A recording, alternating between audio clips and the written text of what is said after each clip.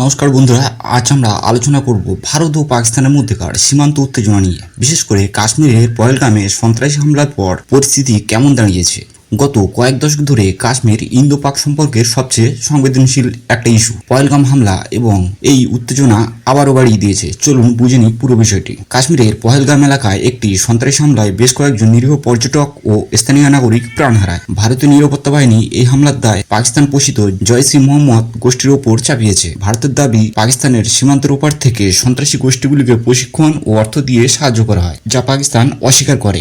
এই হামলার পর ভারতীয় সেনাবাহিনী সীমান্তে সতর্কতা জোরদার করেছে। 1947 সালে ভারত পাক বিভাজনের পর থেকেই কাশ্মীর বিরোধের কেন্দ্রে। দুই দেশে তিনটি যুদ্ধ, মূলত 1947 সালে একটা, 1965, 1999 এই তিনটি যুদ্ধ করেছে এই অঞ্চলকে ঘিরে। 2019 সালে ভারত সংবিধানের 370 ধারা বাতিল করে জম্মু কাশ্মীরকে বিশেষ মর্যাদা প্রত্যাহার করলে পাকিস্তানের সঙ্গে সম্পর্ক আরও খারাপ হয়। পাকিস্তান তখন ভারতের সাথে কূটনৈতিক সম্পর্ক কমিয়ে দেয় এবং বাণিজ্য বন্ধ করে দেয়। বর্তমান উত্তেজনার কারণ, পহেলগাম হামলার পর ভারত সরাসরি পাকিস্তানের বিরুদ্ধে কঠোর ভাষায় প্রতিক্রিয়া জানায়। ভারতের বিদেশ মন্ত্রক বলেছে সীমান্ত পেরিয়ে সন্ত্রাসবাদ হত্যা বন্ধ করতে হবে। অন্যদিকে পাকিস্তান দাবি করে ভারত কাশ্মীরে মানবাধিকার লঙ্ঘন করছে এবং তাদের বিরুদ্ধে মিথ্যা অভিযোগ করছে। এই পরিস্থিতিতে দুই দেশের সীমান্তে গোলাবর্ষণ ও সেনা চলাচল বেড়েছে।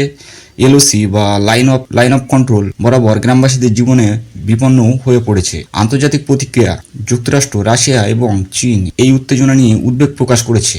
আমেরিকা পাকিস্তানকে সন্ত্রাসবাদ মোকাবিলায় আরও সক্রিয় হতে বললেও চীন পাকিস্তানের পক্ষে নীরব ভূমিকা নিচ্ছে। জাতিসংঘ শান্তির আহ্বান জানালেও বাস্তবে কোনো বড় পদক্ষেপ দেখা যায়নি। মানবিক সংকট, সীমান্তের কাছাকাছি বসবাসকারী মানুষদের জন্য এই উত্তেজনা ভয়াবহ। স্কুল কলেজ বন্ধ, চাষাবাদ বিপজ্জনক এবং দুই দেশের সেনাদের মধ্যে সংঘর্ষ অনেক সময় সাধারণ মানুষেরও প্রাণহানি হয়। ভবিষ্যতে কি হতে পারে? বিশ্লেষকদের মতে এই উত্তেজনা সহজে কমার লক্ষণ নেই। ভারত আগামী দিনে কাশ্মীরে সেনা উপস্থিতি আরও বাড়াতে পারে। পাকিস্তানও সম্ভবত কূটনৈতিক স্তরে আন্তর্জাতিক সমর্থন আদায়ের চেষ্টা করবে। তবে যে কোনো বড় সামরিক সংঘর্ষ এড়ানোর জন্য দুই দেশই সচেতন, কারণ পারমাণবিক শক্তিধর দেশ হিসেবে যুদ্ধের পরিণতি ভয়াবহ হবে। শেষ কথা, কাশ্মীর সমস্যার সমাধান শুধু সেনা শক্তি নয়, রাজনৈতিক আলোচনার মাধ্যমেই সম্ভব। কিন্তু আস্থার অভাব ও ঐতিহাসিক ক্ষোভ এই প্রক্রিয়াকে বারবার ব্যাহত করে। তাই আমাদের মনে রাখতে হবে, যুদ্ধ কখনো সমাধান নয়। সাধারণ মানুষের উচিত শান্তি ও উন্নতি আসল লক্ষ্য হওয়া।